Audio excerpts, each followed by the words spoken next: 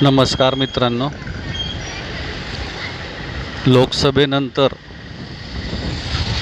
नागपूर रत्नागिरी कडक बंदोबस्तात आणि आता काल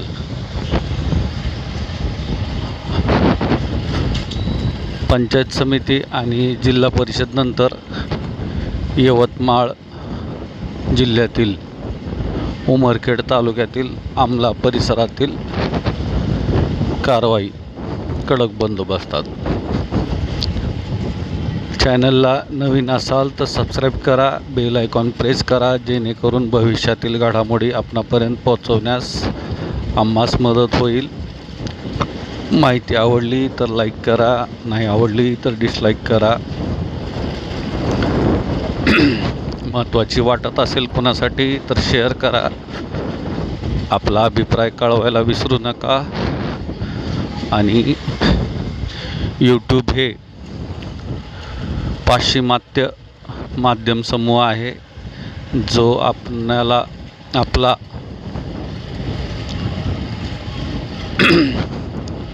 रास्त मागण्यांचा संविधानिक व्यासपीठ उपलब्ध करून देतो। तर त्याच्या या उपक्रमास हातभार म्हणून जॉईन करायला विसरू नका।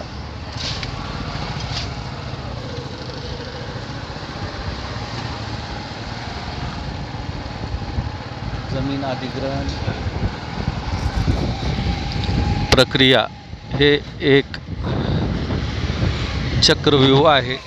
त्याची एक ठराविक व्यूहरचना असते। 2 लाख कोटीपर्यंतचं नुकसान भरपाई महाराष्ट्रात अभिप्रेत आहे। मग त्यामध्ये थेट खरेदीद्वारा सिंचन प्रकल्पांमध्ये मागील 3 वर्षाच्या सरासरी एक्सप्रेसवे प्रकल्पात आणि प्रकल्पांमध्ये भागीदारी आणि बऱ्याच गोष्टी, ह्या विमानतळ असेल किंवा स्मार्ट सिटी असेल, या अनुषंगाने तर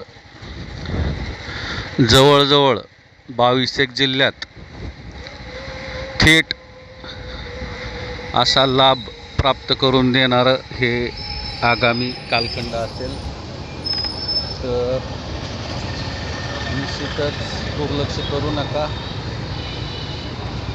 आज अदानी असतील किंवा अंबानी असतील, हे